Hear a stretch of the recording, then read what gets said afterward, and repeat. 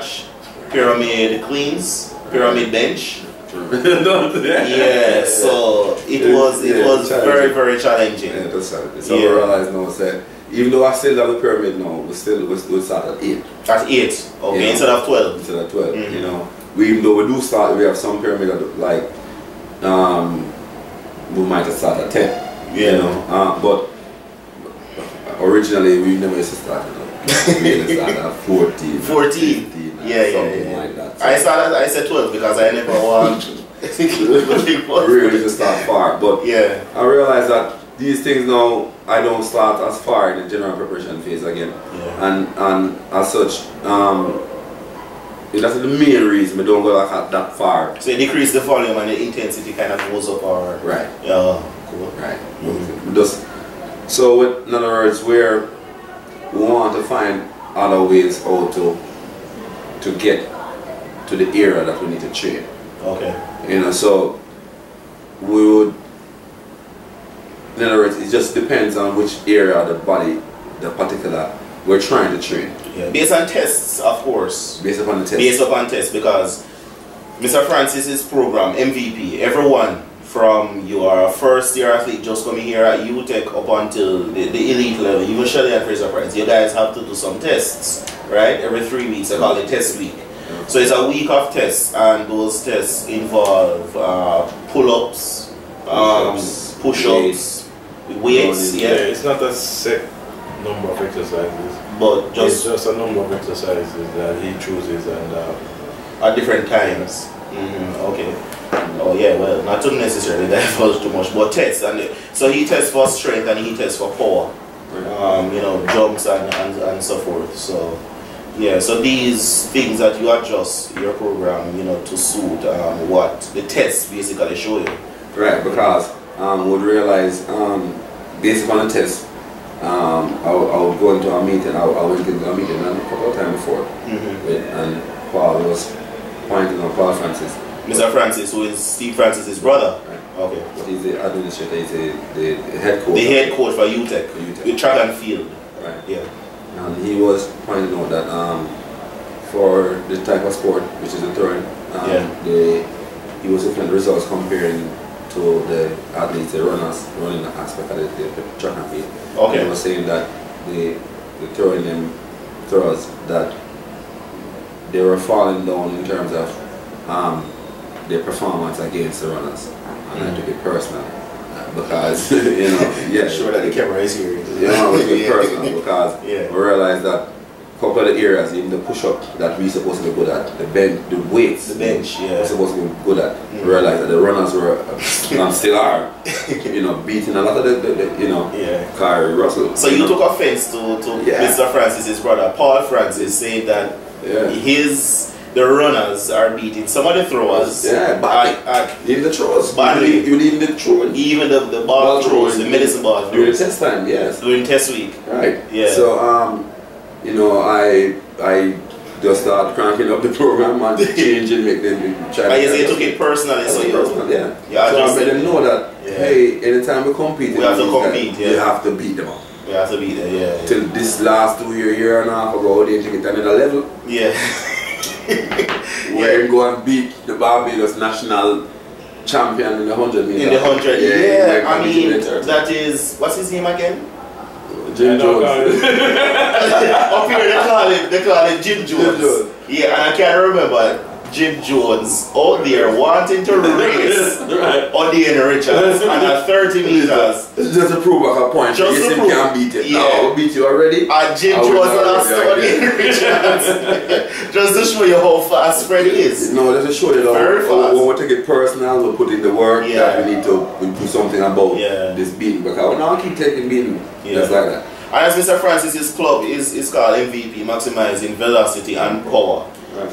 Trust me, he lives by that philosophy throughout the training program as well, because the sprinters are very powerful. When Asafa was here training, very powerful. I can remember him throwing just about the same distance in the ball throw as Odayne. And I can remember at the time Odayne Fred Richards was squatting like 600 pounds.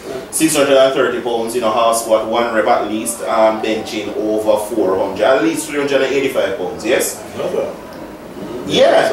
Yeah, weight now. And I can remember you throwing about 18 meters or thereabouts with the bar throw. That is the overhead. Right, the overhead bar throw. And Asafa was throwing 19 or somewhere there. And 1 year I can remember you came and you kicked it. Right. It was jump throw. That was a jump throw. Also it's 2 jumps and you throw on the second landing. Okay, yeah, so yeah, the sprinters are very, very powerful. Hence, and if you can move a 13-pound medicine ball almost the same distance as a thrower who is in the gym stronger than you, it shows that speed is very essential to the displacement of implements. Right? Yeah, true. Yeah, and about the point you made earlier, the 110%. Well, while talking to Mr. Robinson, Julian Robinson, who coaches Calabar, Travis, Michael, and Banjay, Frederick Akers, yes, who recently went to the World Championships as well and did 65 meters. He was saying that he heard about your program, and what he did with some of his throwers was to crank up the program a little bit, because your program proves that people won't die. That's not funny. He cranked up the program a little bit more, because when he heard about what you guys were doing, he said, no, Brian, them not dead enough. and so when he did that, he actually got some better results, especially with Basil Bingham, because he started out with throws. Didn't do so well 1 year. He actually went to the pole vault and then came back in the discus, and when he cranked up the program, the weights program, Bingham actually did well in the disc. Yeah, at least your knowledge, your unconventional is reaching far and wide. Yeah, man. So great things. So alright. I have to also admit to say that I also hear about Mr. Robinson. And how his program also, and I can say I might borrow some of the information too. You borrow some of Mr. Robinson's information, okay? Yeah, but just based upon how I'm looking at the athletes and his athletes, and how it fits in people. Okay. Alright, so coach, what do you have planned for Fred in the future? Medium, short, long term? I don't know. Personally,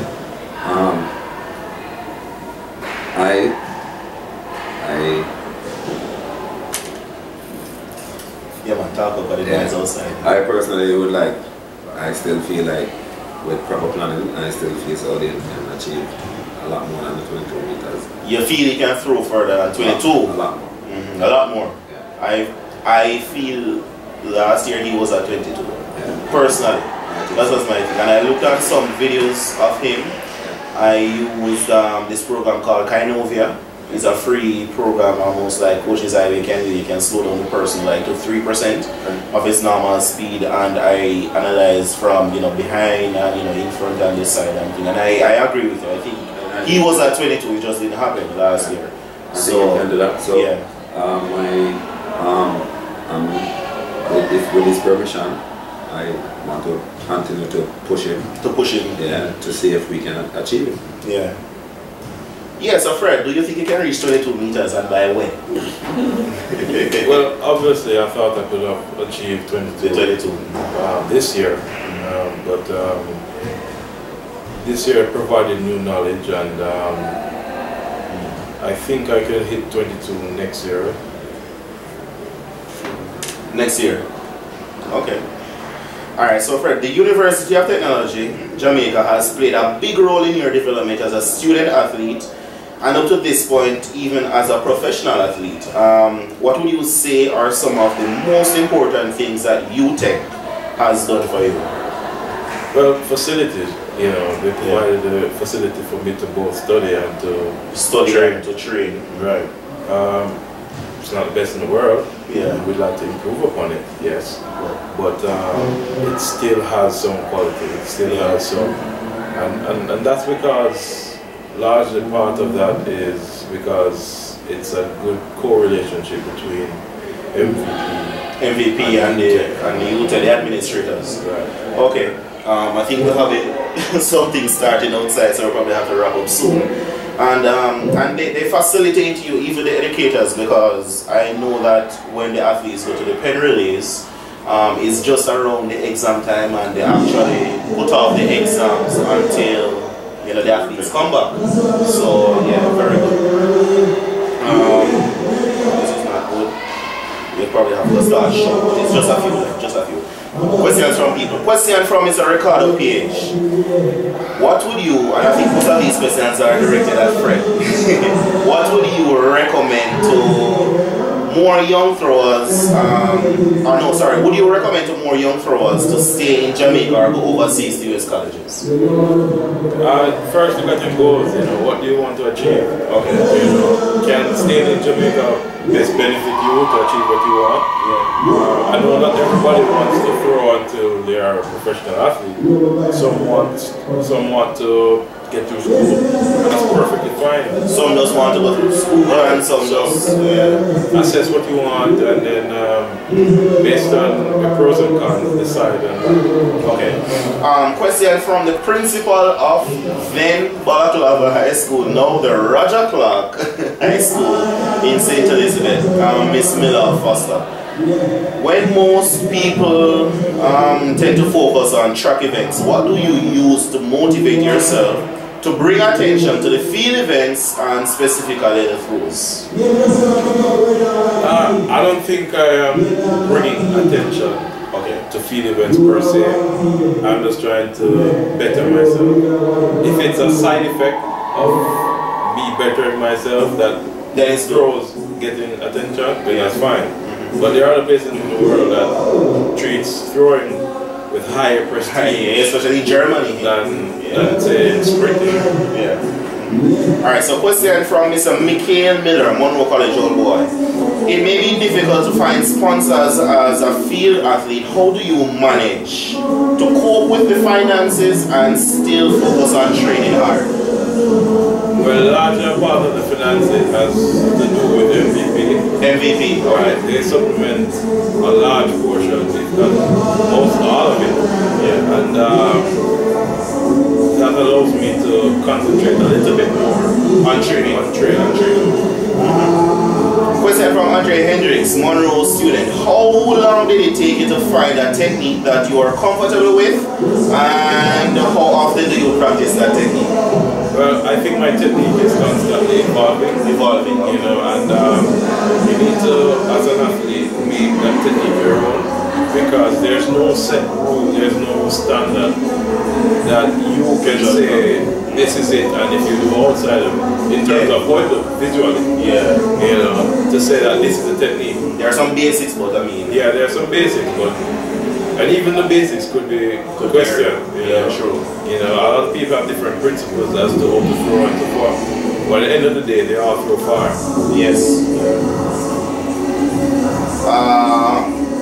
Yes, and same from Mr. Hendricks, Andre Hendricks. Is there an equal balance of technique work and gym work, or is there a priority to one? There has to be balance. Balance. Question from Andre Robinson, Monroe College old boy living overseas. How important is plyometrics to your training program? Extremely. It's a Swaby, isn't it? It's a Swaby. Extremely, yeah. I can't remember the engine stairs. Probably after this we have more battery power. We're going to go to the engine stairs. I will show people what real plyometrics is. Alright. So Keena Dunkley says, or asks, what were the major changes made between your 2012 season and your 2015 seasons, and what is it that you use as motivation along your journey? Well, my ultimate goal was to break the world record. Break the world record. And what I think changed was that my technique got a little better. And my strength levels improved. Also, I think because he graduated. He had more time. Yeah, trust me, the schoolwork, is difficult. Yeah, and finally, what are the plans, for next season? You probably said that somewhere along the line, but the plans, next year's a big year. Rio 2016, almost the same climatic zone, so it's big. Coach, Well, the first stop is whirling doors. Yeah, I was told. Whirling doors. Okay. I was told first stop whirling doors, and from that we have the leagues, and from that next push is Olympics. Olympics. First stop whirling. And 22 meters. That's my first. That's my first. Yeah. From 22 meters, I can look and set another board. Another board. I remember one time we were saying 1 for 20. Yeah. I remember playing and say, look at 20. Yeah. See? Oh. Yeah. Look at 23. 23. If you want 23. Look at 110%. If you want. If you want 100. In other words, instead of we look for the 22, I have pushed for the 22. One try push for 23. You know, it's very interesting. I tried this. It has some form of psychological effect that basically lets you exert extra force. And it works almost instantly. I tried in training where I said, Kino, yes, you try to throw far, yeah? However, instead of reaching for 55 meters, why not look on the tree over there or that cloud up there that is about 1,000 meters away? You understand? And then take a second or two, 30 seconds, and imagine throwing that far. Literally feel yourself throwing that far. Trick yourself that you can't throw that far. And once you have tricked yourself into believing that you can't throw that far, then you step in the ring. And believe it, it is a world of a difference. You don't feel it until you reach the front of the ring, but it is a world of a difference. So I can understand what Mr. Swaby is saying. Trust me, it makes a huge difference when you deliver the implement, punching or pulling, because literally your body, your mind, everything says that you can achieve that type of distance.